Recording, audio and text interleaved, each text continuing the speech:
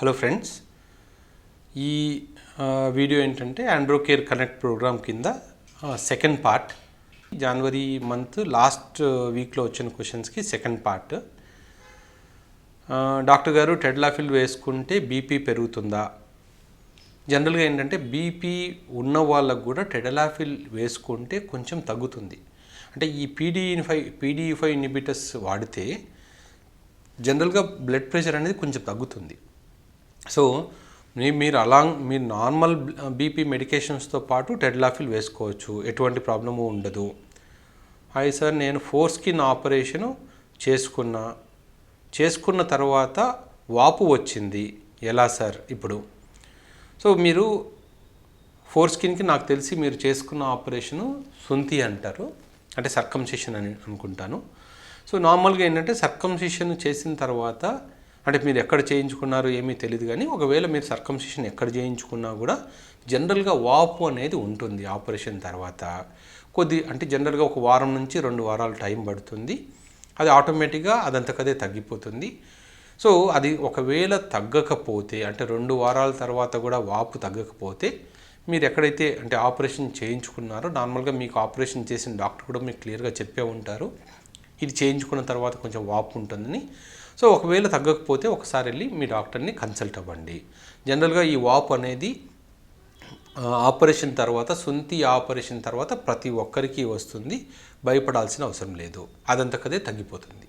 ఇంకో క్వశ్చన్ ఏంటంటే, సార్ నా ఏజ్ 24, గ్రేడ్ 1 వారికోసిల్ ఉంది అని డాక్టర్ చెప్పారు, టైట్ అండర్వేర్ యూస్ చేయమని చెప్పారు, నాకు లెఫ్ట్ టెస్టిస్ పైన 1 వీక్లో 4 టైమ్స్ పెయిన్ ఉంది, ఏం చేయాలి?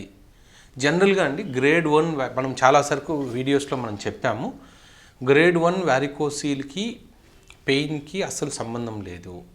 చాలా తక్కువ మందికి వారికోసీల్ వల్ల పెయిన్ వస్తుంది. సో మీరు ఒకవేళ పెయిన్ వస్తుంది అంటే అది వారికోసీల్తో సంబంధం ఉండకపోవచ్చు, ఏదైనా ఇన్ఫెక్షన్ ఉండే ఛాన్స్ ఎక్కువ ఉంది. ఎందుకంటే వారికోసీల్ వల్ల ఎప్పుడో 100 మందిలో ఒకరికి మాత్రమే పెయిన్ ఉండొచ్చు. సో ఈ రీజన్ ఏంటి అంటే, ఎక్కడైనా ఇన్ఫెక్షన్ ఉందా అని చూసుకొని, ఒకవేళ ఇన్ఫెక్షన్ ఉంది అంటే మీ డాక్టర్ని అడిగి యాంటీబయాటిక్స్ తీసుకోండి. ఈ వారికోసిల్ గ్రేడ్ 1 వారికోసిల్కి అయితే ఎటువంటి ఆపరేషన్ చేయాల్సిన అవసరం లేదు. పెయిన్ అంటే పెయిన్ ఎందుకు వస్తుందో మీరు చెక్ చేయించుకోవాలి. హలో సార్, మీ అపాయింట్మెంట్ కావాలి అంటే 2 months టైం పడుతుంది అంటున్నారు. దీని మీద కూడా మేము వీడియో చేశానండి. అంటే అసలు ఎందుకు మా దగ్గర అపాయింట్మెంట్స్ లేట్ అవుతున్నాయి అనే దాని గురించి నేను వీడియో చేశాను. మీకు తెలిసిందే కదా, ఎందుకంటే ఇది మాకు రెగ్యులర్ అపాయింట్మెంట్స్ లాగా 5 minutesలో చూసే ఇది కాదు. మాకు కొంచెం టైం కావాలి. ప్రతి పేషెంట్కి కంప్లీట్ ఎవాల్యుయేషన్ చేయాలంటే మాకు కొంచెం టైం పడుతుంది. కాబట్టి ఒక రోజులో 30-40 పేషెంట్స్ కన్నా చూడలేకపోతున్నాము. కాకపోతే ఇప్పుడు ఏంటంటే మాకు ఆల్రెడీ ఇంకొక డాక్టర్ జాయిన్ అయ్యారు రీసెంట్గానే, ఇంకో డాక్టర్ కూడా నెక్స్ట్ మంత్ జాయిన్ అవుతున్నారు. సో మీకు అపాయింట్మెంట్ టైంని వీలైనంత వరకు తగ్గిస్తాము. రెండోది, అందరికీ ప్రాబ్లం ఏంటంటే నన్నే కలవాలి, రాహుల్ రెడ్డి గారినే కలవాలి అంటేనే కష్టమవుతుంది. మా దగ్గర ఇంకా 2 డాక్టర్స్ ఉన్నారు, డాక్టర్ సురేందర్ కానీ డాక్టర్ సీతారాం కానీ, వాళ్ళిద్దరిలో ఎవరైనా కలవండి.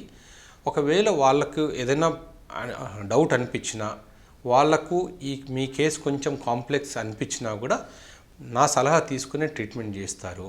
సో భయపడాల్సిన అవసరం లేదు. వాళ్ళతో అయినా ఫస్ట్ కలవండి. వాళ్ళకు ఒకవేళ అర్థం కాకపోయినా కూడా మీ కేసు నా దగ్గరికే వస్తుంది.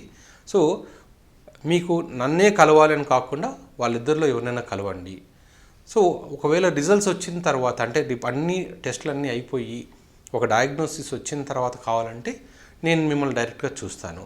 డైరెక్ట్గా ఫస్ట్ టైం వచ్చి నన్ను కలవాలి అని ట్రై చేసినప్పుడు మాత్రమే ఈ లేట్ అవుతుంది. రీసెంట్గా ఏంటంటే నిన్న కూడా మాకు ఒక కాల్ వచ్చింది. తను మీరు అపాయింట్మెంట్ ఇవ్వలేనప్పుడు ఎందుకు వీడియోలు చేస్తున్నారు, ఈ వీడియోలు ఎందుకు చేసి పెడుతున్నారు అని మాట్లాడారు మా రిసెప్షనిస్ట్తో. అంటే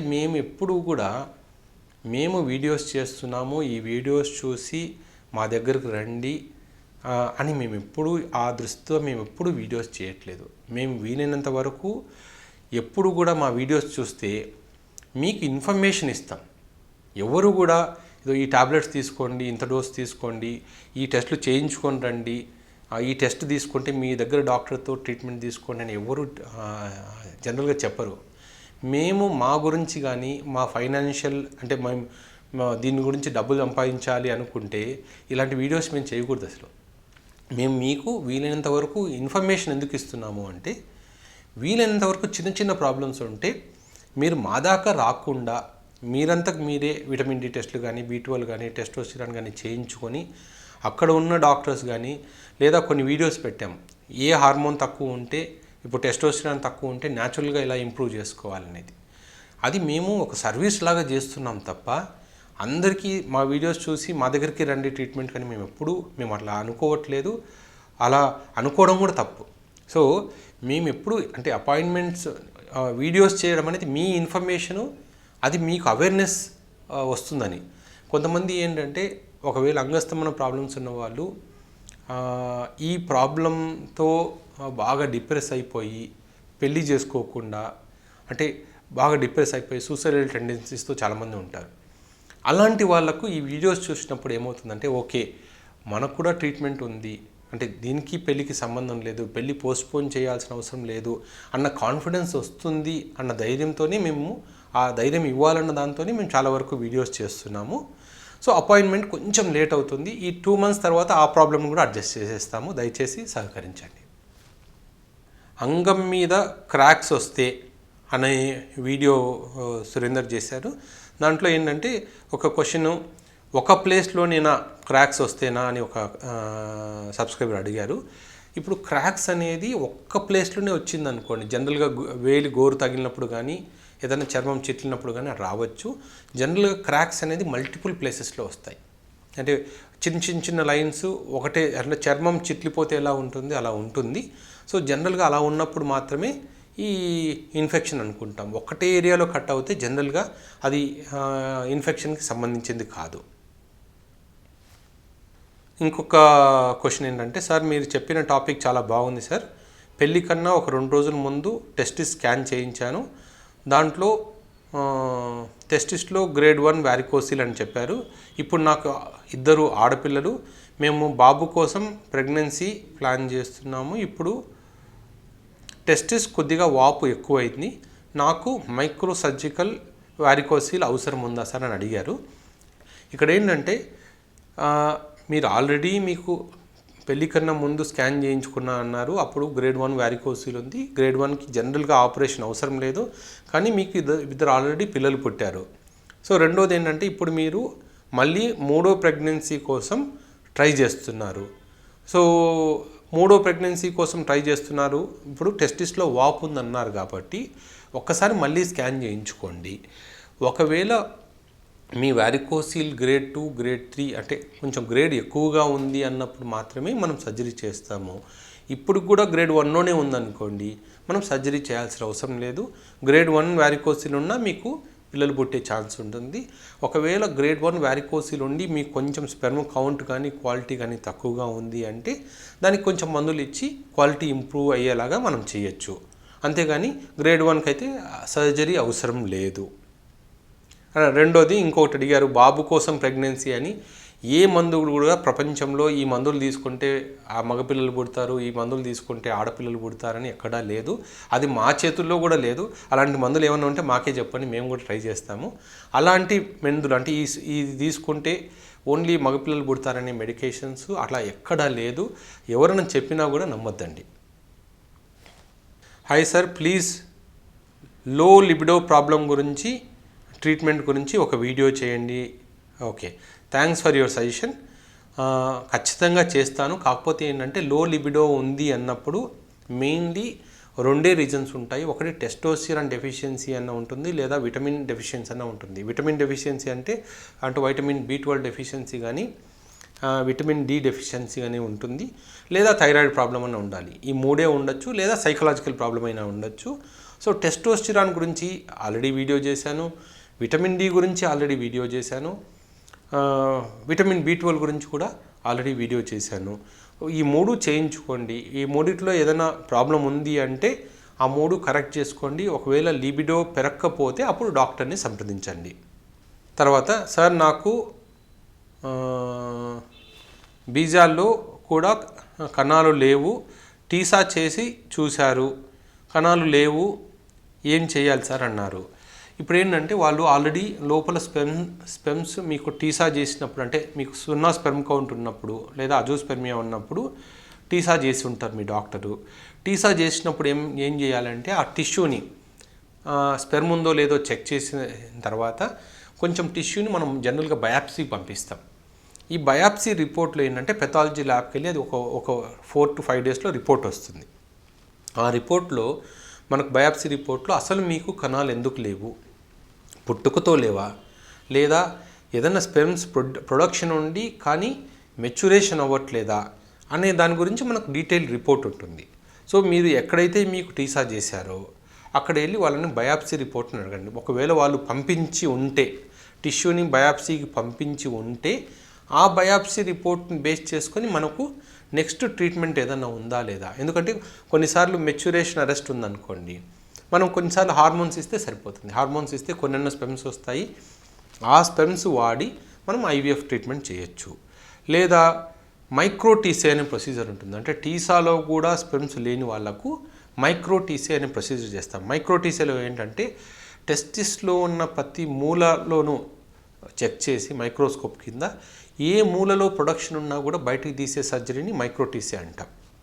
సో ఆ మైక్రోటీసీ ప్రొసీజర్కైనా మీరు ఎలిజిబులా కాదా అనేది మీ బయాప్సీ రిపోర్ట్ని చూసి మేము చెప్పగలుగుతాం. ప్రాస్టేట్ ఇన్ఫెక్షన్కి ట్రీట్మెంట్ తీసుకొని 3 నెలలు అవుతూ ఉంది, క్యూర్ కావట్లేదు, దీనికి థెరపీ యూజ్ అవుతుందా? దీని మీద యాక్చువల్లీ ప్రాస్టేటిస్ మీద షాక్ వేవ్ థెరపీ చేశానండి. ఈ వీడియోలో డీటెయిల్గా ఎక్స్ప్లెయిన్ చేశాను. నార్మల్గా ఏంటంటే ప్రాస్టటైటిస్కి చాలా రోజుల పాటు యాంటీబయాటిక్స్ వాడాలి. అలా యాంటీబయాటిక్స్ అంటే మీరు ఆల్రెడీ 3 నెలల నుంచి యాంటీబయాటిక్స్ వాడుతున్నా మీకు ప్రాబ్లం క్లియర్ అవ్వట్లేదు కాబట్టి మీకున్న సొల్యూషన్ ఏంటంటే shock wave therapy. Shock wave therapy ప్రాస్టటైటిస్కి low intensity shock wave therapy ఇస్తే ట్రీట్ అయ్యే ఛాన్స్ మీకు ఆల్మోస్ట్ 80% ఉంటుంది. సో మీకు యాంటీబయాటిక్స్ ఆల్రెడీ 3 months వాడారు కాబట్టి మీరు డైరెక్ట్గా షాక్ వేవ్ థెరపీకి వెళ్ళచ్చు. తర్వాత ఇంకొక క్వశ్చన్, సార్ నాకు ప్రయాపిజం ప్రాబ్లం వచ్చింది సార్, ఏమైనా ట్రీట్మెంట్ ఉందా దయచేసి చెప్పండి. సో ప్రయాపిజం అనే ప్రాబ్లం అనేది టెంపరీ. జనరల్గా ఎప్పుడైనా సరే మీరు పెనిస్కి ఇంజెక్షన్ తీసుకున్నప్పుడు ప్రయాపిజం ప్రాబ్లం వస్తుంది, వెంటనే ఇంజెక్షన్ వస్తే తగ్గిపోతుంది. ఇది పర్మనెంట్గా ఉండే ప్రాబ్లం కాదు, ఒక ఫ్యూ మినిట్స్ అవర్స్ ఉండే ప్రాబ్లము. జనరల్గా వెంటనే ఆపోజిట్ ఇంజెక్షన్ ఇస్తే తగ్గిపోతుంది. అంతేగాని దీనివల్ల ప్రయాపిజం అనేది 4 to 6 hours కన్నా ఎక్కువగా ఉన్నప్పుడు మాత్రమే మీకు ప్రాబ్లం, దానివల్ల ఏదైనా ప్రాబ్లం రావచ్చు. సో దీనివల్ల లాంగ్ టర్మ్లో అంటే షార్ట్ టర్మ్ ప్రయాపిజం ఒక 5 to 10 minutes లేకపోతే ½ hour ఒక 1 hour వరకు ప్రయాపిజం ఉన్నా కూడా ఏమీ ప్రాబ్లం లేదు, దాని గురించి కంగారు పడద్దండి. ఇంకో క్వశ్చన్ ఏంటంటే సార్ పెనిస్ ఇంప్లాంటేషన్ గురించి చెప్పండి, ఇంప్లాంట్ తర్వాత పిల్లలు పుడతారా, ఫీలింగ్స్ ఉంటాయా, స్పెమ్స్ వస్తాయా, ప్లీజ్ చెప్పండి. దీని గురించి కూడా యాక్చువల్లీ మనం ఇంతకుముందు కూడా వీడియోస్ చేశాను. ఈ పీనైల్ ఇంప్లాంట్ గురించి మాకు ఆల్మోస్ట్ ఒక 15 వీడియోస్ పెండింగ్ ఉన్నాయి. ఒక సిరీస్ అంటే పీనైల్ ఇంప్లాంట్ సిరీస్ అనేది త్వరలో స్టార్ట్ చేస్తాను. ప్రతి పార్ట్ అంటే పీనైల్ ఇంప్లాంట్ గురించి ప్రతి పార్ట్ని అంటే ఏ ఇంప్లాంట్ ఎలా ఉంటుంది, దాంతో ఏ ఇంప్లాంట్ చేస్తే ఎలా దాని కంఫర్టబుల్గా ఉంటారా లేదా, ఎంత హార్డ్నెస్ వస్తుంది, ఏ ఇంప్లాంట్ అడ్వాంటేజెస్ ఏంటి అంటే ఇవన్నీ కూడా నేను డిఫరెంట్ పార్ట్స్లో ఒక పీనైల్ ఇంప్లాంట్ సిరీస్ అని స్టార్ట్ చేస్తాను. Keep watching. ఈ మంత్లో కానీ మోస్ట్లీ ఫిబ్రవరి మంత్లోనే మీకు స్టార్ట్ చేస్తాను ఆ సిరీస్. నెక్స్ట్ క్వశ్చన్ ఏంటంటే సార్ నాకు 60+ అంటే నేను 60 years కన్నా నా వయసు ఎక్కువ, నేను బీపీ టాబ్లెట్స్ తీసుకుంటున్నాను, shall I use tadalafil for erectile dysfunction. ఎవరికైనా సరే మేము 60+ years ఉన్నప్పుడు జనరల్గా అంటే హార్ట్ రిలేటెడ్ ప్రాబ్లమ్స్ ఏదైనా ఉన్నాయా లేదా అవి చూసుకొని డాక్టర్స్ జనరల్లీ అంటే మీకు హార్ట్ రిలేటెడ్ ఇష్యూస్ ఉన్నాయి అంటే జనరల్లీ అవి ట్రీట్ చేసిన తర్వాతనే ఇవి ఇస్తాము. ఇన్ జనరల్ ఏ ఏజ్లో అయినా టెడలాఫిల్ లో డోస్ టాబ్లెట్స్ తీసుకోవచ్చు. బట్ హార్ట్ ప్రాబ్లం ఉన్న వాళ్ళు మాత్రమే ఫస్ట్ డాక్టర్ ఒపీనియన్ తీసుకొని డాక్టర్ మీ సజెషన్ అంటే మీ ఫిజిషియన్ ఓకే అని చెప్తే తీసుకోవచ్చు. ట్రాన్స్ యురెథ్రల్ సెమినల్ వెసిక్యులోస్కోపీ దీని గురించి వీడియో చేయండి అని చెప్పారు. యాక్చువల్లీ ఏంటంటే సెమినల్ వెసికులోస్కోపీ అనేది ఇంతకుముందు చేసేవాళ్ళము. అంటే యూరిన్ ప్యాసేజ్లో నుంచి స్కోప్ లాంటిది, కెమెరా లాంటిది పెట్టి ఆ సెమినల్ వెసికల్ లోపలికి ఎంటర్ అయ్యి అప్పుడు అక్కడ ఇన్ఫెక్షన్ ఉంది అంటే జనరల్గా అక్కడ వాష్ ఇచ్చేవాళ్ళం. అంటే యాంటీబయాటిక్స్ అక్కడికి ఇంజెక్ట్ చేసి ఆ సెమినల్ వెసికులైటిస్కి ట్రీట్మెంట్ లాగా చేసేవాళ్ళము. కాకపోతే అలా చేసినప్పుడు అంటే అది ఖర్చుతో కూడుకున్నవే ట్రీట్మెంట్. ఫస్ట్ అనస్థీషియా ఇవ్వాలి, ఈ స్కోపీ చేయాలి. ఇంత చేసిన తర్వాత కూడా అది క్యూర్ అవుతుందో లేదో, అంటే ఒక్కసారి యాంటీబయాటిక్ వాష్ ఇవ్వడం వల్ల క్యూర్ అవుతుందో లేదో అనేది డౌట్ఫుల్. ప్లస్ ఇంత కాస్ట్లీ ప్రొసీజర్ కాబట్టి దానికన్నా మనకు లో ఇంటెన్సిటీ ఆ ప్రాస్టటైటిస్ కానీ సెమినల్ వెసికులైటిస్ కానీ షాక్ వేవ్ థెరపీనే చాలా చీప్గా, అంటే కాస్ట్ పరంగా చాలా తక్కువ పడుతుంది. ఆల్మోస్ట్ హాఫ్ కాస్ట్లో అయిపోతుంది. కాబట్టి ఈ మధ్య కాలంలో ఈ సెమినల్ వెసికులోస్కోపీ అనేది చేయట్లేదు. ఓన్లీ షాక్ వేవ్ థెరపీనే యూజ్ చేస్తున్నాము. ఇంకొక లాస్ట్ క్వశ్చన్ ఏంటంటే, హాయ్ సార్, నేను మీ హాస్పిటల్లో డాక్టర్ని కలిశాను, సతీష్ కుమార్ గారు. మెడిసిన్ బాగానే వర్క్ చేసింది, ఎరెక్షన్స్ బాగానే వస్తున్నాయి, కానీ నేను ఊహ తెలిసినప్పటి నుంచి మాస్టర్బేషన్ చేసుకునేవాడిని. డైలీ 2 to 3 times మాస్టర్బేషన్ చేసేవాళ్ళు కాబట్టి దానివల్ల మీకు ప్రీమెచ్యూర్ ఎజాకులేషన్ వస్తుందా అని మీ డౌటు.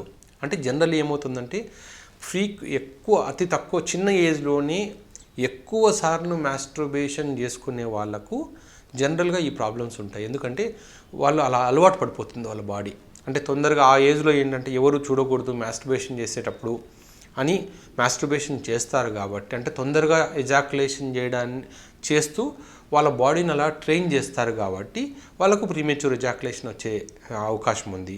రెండోది, ఒకటే రోజు ఎక్కువ సార్లు మాస్టర్బేషన్ చేయడం వల్ల ప్రాస్టేట్లో ఇన్ఫ్లమేషన్ వచ్చి ఆ ఇన్ఫ్లమేషన్ కాస్త మళ్ళీ ఇన్ఫెక్షన్గా మారి దానివల్ల కూడా ఒక ప్రీమెచ్యూర్ ఎజాకులేషన్ వస్తుంది.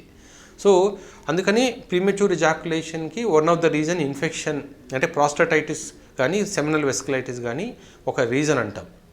సో అందు గురించే ట్రాన్స్రెక్టల్ అల్ట్రాసౌండ్ స్కాన్ చేసి ప్రీమెచ్యూర్ ఎజాకులేషన్ వాళ్ళకి ఇన్ఫెక్షన్ ఉందా లేదా చూసే మనం ట్రీట్మెంట్ స్టార్ట్ చేస్తాం. కాబట్టి ఇవి రెండు ఇంటర్ రిలేటెడ్.